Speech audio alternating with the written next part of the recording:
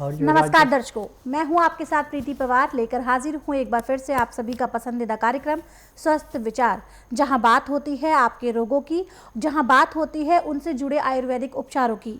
और आप जानते हैं ये सारा ज्ञान हमारे साथ साझा करते हैं असाध्य रोग निवारक गायत्री सिद्ध पंडित श्री लक्ष्मण दास रतन भारद्वाज जी। तो चलिए मिलकर स्वागत करते हैं गुरु जी का। गुरु जी, आपका बहुत बहुत स्वागत है। नमस्कार। नमस्कार। दर्शकों, ये लाइव कार्यक्रम है। अगर स्वास्थ्य संबंधी कोई भी समस्या आपके साथ है तो आप गुरुजी से सीधे सवाल कर सकते हैं। नंबर लगातार आपकी स्क्रीन पर फ्लैश किया जा रहा है। इस नंबर पर आप कॉल करें, गुरुजी से सीधे सवाल करें और अपनी शारीरिक समस्या का समाधान प्राप्त करें। बहरहाल आगे बढ़ते हैं। और आप जानते हैं इस कार्यक्रम में हम रोजाना एक रोग पर चर्चा करते हैं, विस्तार से आपको कारण बताते हैं, लक्षण बताते हैं और बताते हैं आपको आयुर्वेदिक उपचार भी। तो चलिए कार्यक्रम को आगे बढ़ाते हैं और गुरुजी से सवाल करते हैं। गुरुजी, आज हमारा चर्चा का विषय रहेगा चोट लगना। चाहे वो चोट लगने से चाहे खून निकल रहा हो, भयानक दर्द हो रहा हो, तो हम कैसे उसका उपचार कर सकते हैं, ये दर्शकों को बताएं। देखिए बेटा, चाहे चोट लग के खून निकले जी, चाहे कट करके खून निकले, चाहे हड्डी टूटने पे खून निकले, हल्दी, गाय का घी और गाय का दूध, जी, ये चोट चपेट को, खून बहने को ऐसे रोकता है जैसे नदी में बांध लगा के उसके गेट बंद करके पानी को रोकते हैं। जी, अब जैसे आपका खून बह रहा है तो जितना जल्दी हो 1 चम्मच हल्दी, 2 चम्मच गाय का घी और 200 ग्राम दूध में उसको उबाली देके और उस रोगी को पिला दें जिसको चोट लगी है, खून बह रहा है। जी, और इसको चुस्का लेके पीना आस्ता आस्ता। जैसे इसको पिएंगे 2 या 3 घूंट अंदर जाएंगे, खून बहना बंद हो जाएगा। जी, और जो आपको दर्द थी वो दर्द नहीं रहेगी। और ये आप 3 घंटे या 4 घंटे के फासले से 24 घंटे में 4 या 5 बार ले लेते हैं तो जो खून की कमी है उसको पूरा करती है। हल्दी किसी भी खून के इन्फेक्शन को मानती नहीं है। खून बह रहा है तो उसको रोकती है, और खून के अंदर किसी किस्म का इन्फेक्शन है तो उसको समाप्त करती है।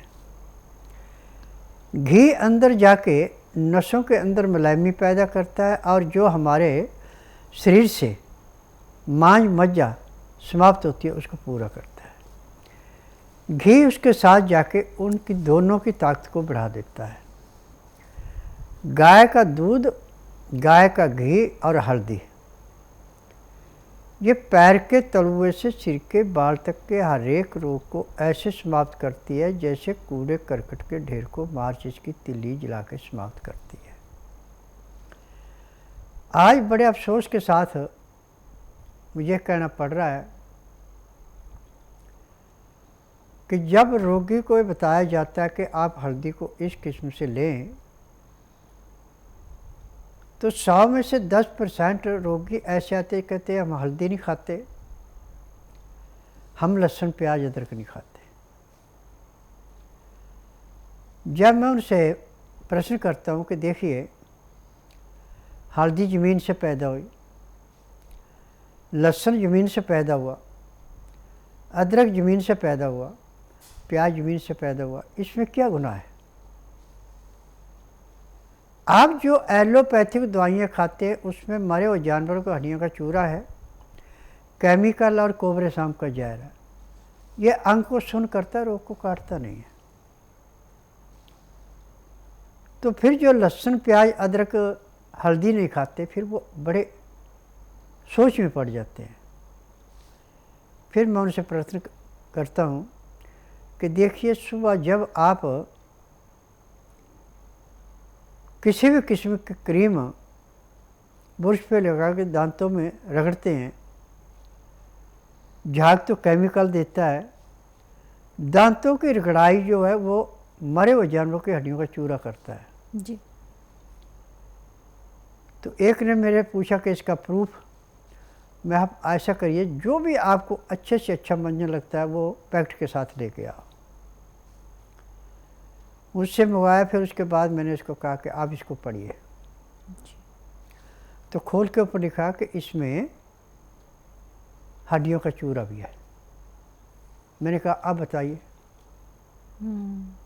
आप व्रत कर रहे हैं और सबसे पहले आप हड्डियों का चूरा दांतों में मालिश कर रहे हैं, तो इससे आपका धर्म नष्ट नहीं होता? बिल्कुल। जो जमीन से पैदा हुई चीज़ जो हर रोग को काटने वाली है वो आपका धर्म भ्रष्ट कर देगी। बिल्कुल। फिर मैंने उनको गुरुओं को भी फटकारा कि जो ये कहता है कि मैं हनुमान का पुजारी हूँ, मैं दुर्गा का पुजारी हूँ, मैं लहसुन प्याज अदरक से नफरत करता हूँ, कि मरे हुए जानवर का हड्डी का चूरा खा लेना उससे नफरत नहीं है, कोबरे शाम का जहर पी लेना उससे नफरत नहीं है, केमिकल पता नहीं किस चीज़ का है उससे नफरत नहीं है। बिल्कुल। परंतु आपकी आंखों से ओझल है और आपको उसके बारे में ज्ञान नहीं है। लहसुन प्याज अदरक से जो नफरत कराते हैं वो ऐसे कराते हैं कि यदि आपने कोई चीज़ खा रखी है तो दूसरे से बात करेंगे तो उससे वो महक बर्दाश्त नहीं होती। उस महक को मिटाने के लिए आप या तो थोड़ा सा गुड़ खा लें जी, या जीरा भून के मुंह में डाल लें, आपके मुंह से महक नहीं आएगी। परंतु जो आप नाक के द्वारा सांस छोड़ेंगे कार्बन डाइऑक्साइड बाहर आएगी, जहाँ तक वो जाएगी वहाँ तक लहसुन प्याज अदरक की महक जो भी हवा के अंदर प्रदूषण है उसको समाप्त कर देगी। आपको प्योर ऑक्सीजन आएगी तो आपको रोग कहाँ से आएगा जी। फिर दूसरी बार जब वो आके बताते कि हमने आपके कहने से गुरु का रास्ता छोड़ दिया और आपका रास्ता अपना लिया, अब हमें ये परिवर्तन आया कि जो हमें हर रोज़ किसी न किसी परेशानी में जूझना पड़ता था वो नहीं जूझे, उससे हम मुक्त हो गए जी। मैंने कहा कि ये असली रास्ता है। अब जिन गुरुओं को यही पता नहीं है कि आयुर्वेद के अंदर जो चीज़ें हमारे चूल्हे चौके में होती हैं उन्हीं से हमारा सारा उपचार होता है, हमें किसी डॉक्टर हकीम के पास जाने की ज़रूरत नहीं है।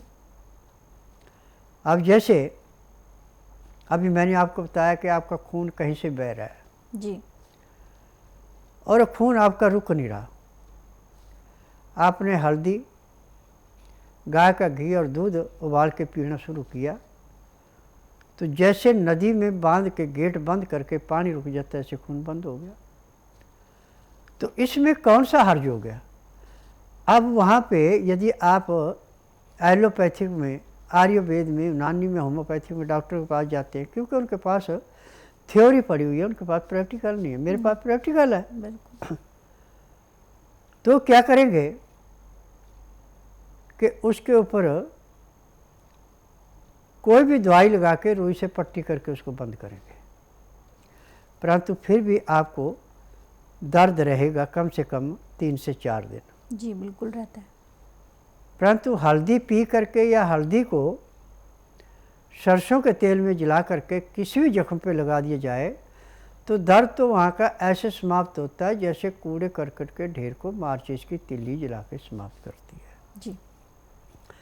आज मैं डांके की चोट पे क्यों कहता हूँ कि जिसका उपचार कहीं नहीं उसका उपचार मेरे पास है, क्योंकि मुझे 10,000 जड़ी बूटियों की पहचान है जिनसे मैं दवाइयाँ बनाता हूँ और मेरी अपनी फार्मेसी है दवाइयाँ बनाने की, और मुझे नाड़ी का ज्ञान है। मुझे किसी मशीन से नहीं टेस्ट करना पड़ता, किसी रोगी से नहीं पूछना पड़ता, कोई कागज पत्तर नहीं देखना पड़ता। नब्ज में पैर के तलवे से सिर के बाल तक की MRI, CT scan, x-ray, ultrasound, ECG, sonography सब कुछ 5 सेकंड में हो जाते हैं। फिर उसमें जो भी कमियाँ शरीर में पाई जाती है सब दवाइयाँ दी जाती है, किसी एक अकेले रोग की दवाई नहीं दी जाती। जब रोगी उस दवाई को नियम से खाता है, परहेज करता है, तो जिस दिन रोगी आश्रम में आता है उसी दिन उसको 15 से 20% आराम भी मिल जाता है। मेरा नाम मोहित सिंघल है, मैं दिल्ली से हूँ, कोटला मुबारकपुर से। पिछले 8 साल से मैं अपने पैरों के रोग से बहुत परेशान था। कई जगह इलाज कराया इसका, बड़े बड़े हॉस्पिटलों में, बड़े बड़े डॉक्टरों को दिखाया, ऑल इंडिया में भी दिखाया, ऑपरेशन भी कराया 3-4 बार इसका, लेकिन कहीं कुछ फ़ायदा नहीं हुआ। घाव बढ़ता गया, तकलीफ बढ़ती गई बहुत ज़्यादा। बीच में 1-2 बार ठीक भी हुआ, लेकिन वो फिर 1-2 हफ्ते के बाद फिर दोबारा घाव बढ़ गया मेरा दोबारा, और उससे डबल बढ़ गया। और फिर मुझे अब कुछ दिनों बाद ही जो किसी ने यहाँ के बारे में बताया, बाबा जी के बारे में, क्योंकि मैं आयुर्वेदिक में विश्वास नहीं करता ज़्यादा, लेकिन किसी ने कहा कि आप बाबा जी के पास जाओ, तो मैंने मन बना के बाबा जी के पास आया, उनसे इलाज कराया। आज अभी मुझे 1 ही हफ्ता हुआ है सिर्फ इलाज कराते हुए, और मुझे काफ़ी फ़र्क है इसमें। पैर में दर्द ख़त्म हो गया है, चलने फिरने में कोई दिक्कत नहीं है, घाव भर रहे हैं मेरे आहिस्ता आहिस्ता। तो बाबा जी को बहुत बहुत शुक्रिया करता हूँ कि उन्होंने मेरा इलाज करा। मेरा भांजा लगभग 2 साल से पीड़ित है, और हम कई जगह पर मल्टीनेशनल जो बड़े हॉस्पिटल हैं उनमें भी गए, छोटे हॉस्पिटल्स में भी हम इलाज करवा करके थक चुके थे कि कहीं से भी कोई आराम नहीं आ रहा था। डॉक्टर्स ने बताया कि इनको अल्सर कोलाइटिस हो गया है, और जिसका कि कोई स्थायी इलाज नहीं है। इसके लिए या तो इनकी आंत का ऑपरेशन करना पड़ेगा, आंत काटनी भी पड़ सकती है, साथ ही इनको हेपेटाइटिस सी भी है, अर्थात इनका लीवर भी बहुत ज़्यादा ख़राब हो गया है। जब हम यहाँ पहुँचे तो गुरुजी ने केवल नाड़ी देख करके ही हमें रोग के बारे में बता दिया। हमने रोग के बारे में गुरुजी को कुछ नहीं बताया था कि क्या है क्या नहीं है, लेकिन गुरुजी ने केवल नाड़ी परीक्षण से ही रोग के बारे में बता दिया। उसके बाद खाने के लिए दवाएं दी, और वो दवाएं जो हैं 1 घंटे के बाद दोबारा से रिपीट करवाई कि दोबारा 1 घंटे बाद फिर से ये दवाएं लें। उसके बाद एक तेल से पूरे शरीर पर मालिश करवाई और एक्यूप्रेशर करवाया, जिसके बाद आज लगभग 5-6 घंटे के इलाज में ही मेरा भांजा बहुत बढ़िया महसूस कर रहा है, और अब हमें उम्मीद लग गई है कि ये यहाँ से बहुत अच्छे से बड़े थोड़े ही दिनों में अच्छे से ठीक हो जाएगा। मैं दर्शकों को यही कहना चाहूँगा कि अगर आप भी कहीं से इलाज करवा के थक चुके हैं तो कृपया कम से कम एक बार तिलंगपुर कोटला फेज़ 2 में गुरुजी का आश्रम है, वहाँ ज़रूर आएँ, अपने रोगी को दिखाएं। हो सकता है कि आपका इलाज बहुत थोड़े समय में, बहुत कम खर्च में संभव हो जाए, और आप कष्टकारी ऑपरेशन से या अन्य जो बड़े हॉस्पिटलों में आपको कष्टकारी टेस्ट किए जाते हैं, ऑपरेशन किए जाते हैं, उनके बिना ही आपका बहुत बढ़िया से इलाज हो जाए, और वो भी आयुर्वेदिक पद्धति से, बिना आपके शरीर का कोई अंग काटे हुए, बिना कोई चीरा फाड़ी किए हुए। अब एक दर्शक जुड़ गए हैं, आइए इनसे बात करते हैं। हेलो जी, नमस्कार, नाम बताएं, कहाँ से बात कर रहे हैं आप?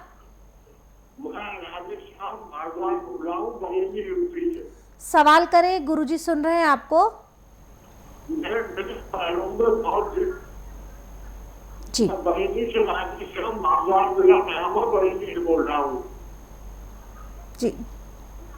ऐसा है, मुझे पेट की समस्या है, मैं शाम को एक टाइम सूरज नाम का सूरज आता आ लेता हूँ, तो सुबह को 3-4 बार जाना पड़ता है, और पिछले सूरज नहीं खाता हूँ, मुझे लग रहा है पैर के तलवों में दर्द रहता है गुरुजी। देखिए, मैं नाड़ी वैद्य हूँ, मैं डॉक्टर तो होने के, आपने बीमारी बता दी और मैं कहूँगा जाओ कमिश्नर से फलानी दवाई खा लो। मेरा नियम है कि मैं बुधवार की छुट्टी रखता हूँ, गुरुवार से लेकर मंगलवार तक नाड़ी परीक्षण करता हूँ। जिस दिन आपने नाड़ी परीक्षण के लिए आना, उस दिन रात्रि 10 बजे तक खा पी के दातन कूड़ा करके बड़ी इलायची मुँह में रख के चूसते रहें। सुबह 9 से 10 के अंदर अपना नामकरण कराएँ। 10 से 12 में नाड़ी परीक्षण करूँगा। नाड़ी परीक्षण में पैर के तलुए से सिर के बाल तक की MRI, CT scan, x-ray, ultrasound, ECG, sonography, सब कुछ 5 सेकंड में हो जाएंगे। उसमें जो भी कमी शरीर के अंदर पाई जाएगी दवाइयाँ दी जाएंगी। दवाइयाँ खाने की हैं, दवाइयाँ पीने की हैं, मालिश करने के तेल हैं, आँख में, नाक में, कान में डालने की दवाइयाँ हैं। इन दवाइयों के अंदर की विशेषता है कि जिस दिन आप दवाई लेंगे उसी दिन आपको कम से कम 20% आराम ज़रूर मिलेगा। फिर 15 दिन की जो दवाई दी जाएगी, यदि उसको नियम से खाते हैं, परहेज करते हैं, तो कम से कम 50 से 60% का आराम तो मिलेगा। और यदि आप भाग अच्छा होगा तो 70 से 80% आराम भी मिल जाएगा। मेरे आश्रम की दवाई सारी उम्र नहीं खानी पड़ती, केवल उतने दिन खानी पड़ती है जितने दिन रोग है। रोग समाप्त होता है, दवाइयाँ बंद हो जाती हैं। इसी कड़ी में एक और दर्शक जुड़ गए हैं, आइए इनसे बात करते हैं। हेलो। हाँ जी नमस्कार। जी नमस्कार, नाम बताएं, कहाँ से बात कर रहे हैं आप? मेरा नाम अमित कुमार हुआ, मैं बिहार के नवादा डिस्ट्रिक्ट से बात कर रहा हूँ। सवाल करें अमित जी, गुरुजी सुन रहे हैं आपको। सर, हम इरिटेबल बाउल सिंड्रोम के पेशेंट हैं। लगभग 2015 में कोलोनोस्कोपी हुआ था, तो उसमें मालूम चला था कि डॉक्टर बताए थे कि इरिटेबल बाउल सिंड्रोम आपका है। बहुत सारे हम वैद्य जी को दिखा भी चुके हैं, लेकिन उसमें बहुत आराम नहीं हो पा रहा है। दिन भर में 4 से 5 बार बाथरूम जाना पड़ता है और कोई भी जी शुगर लेवल बहुत हाई है गुरुजी। देखिए, मैं आपसे एक अर्ज करूँगा, आप ध्यान से सुनना कि आज पूरे संसार के अंदर मेडिकल साइंस में तो किसी रोग की दवाई बनी नहीं है, और इनका बिजनेस है कि उस अंग को सुन किया जाता है जहाँ पे तकलीफ़ होती है। और जो हमारा आयुर्वेद, यूनानी, होम्योपैथिक, नेचुरल का, इनमें भी थ्योरियाँ पढ़ी हैं, और ये खुद दवाइयाँ नहीं बनाते। जो फार्मेसी से दवाइयाँ बन के आती हैं उनको देते हैं, उनमें यदि कोई दवाई पूरा फार्मूला नहीं है तो दवाई लाभ नहीं करती। परंतु स्वस्थ विचार एकमात्र आश्रम ऐसा है कि ना तो रोगी मुंह से बोलता है कि मुझे तकलीफ़ है, ना कागज़ पत्तर लाना पड़ता है, ना किसी मशीन से टेस्ट करना पड़ता है। यहाँ का नियम है कि बुधवार की मैं छुट्टी रखता हूँ, गुरुवार से लेकर मंगलवार तक नाड़ी परीक्षण करता हूँ। नाड़ी परीक्षण में पैर के तलुओं से सिर के बाल तक की MRI, CT scan, x-ray, ultrasound, ECG, sonography सब कुछ 5 सेकंड में हो जाते हैं। उसमें जो भी कमियां शरीर में पाई जाती है दवाइयाँ दी जाती हैं। दवाइयाँ खाने की हैं, दवाइयाँ पीने की हैं, मालिश करने के तेल हैं, आँख में, नाक में, कान में डालने की दवाइयाँ हैं। इन दवाइयों के अंदर इतनी विशेषता है कि जिस दिन रोगी आता है उसी दिन 15 से 20% आराम मिलता है, चाहे रोग कितने पुराने से पुराना है। परंतु यहाँ आने का नियम है कि जिस दिन आना है उस दिन रात्रि 10 बजे तक खा पी के दातन कूड़ा करके बड़ी इलायची मुंह में रख के चूसते रहना। सुबह 9 से 10 के अंदर अपना नामकरण करवाना, फिर 10 से 12 में नाड़ी परीक्षण करता हूँ, तब आपको दवाइयाँ देता हूँ। यदि आप अपने मुंह से कहेंगे मुझे तकलीफ़ है, मुझे दवाई दे, तो मैं दवाई नहीं देता। मैं बिजनेस नहीं करता, मैं रोगों का निवारण करता हूँ। मेरी दवाइयाँ रजिस्टर्ड है, पेटेंट है, मेरी फार्मेसी अपनी दवाइयाँ बनाने की। मुझे 10,000 जड़ी बूटियों की पहचान है जिनसे मैं उपचार करता हूँ।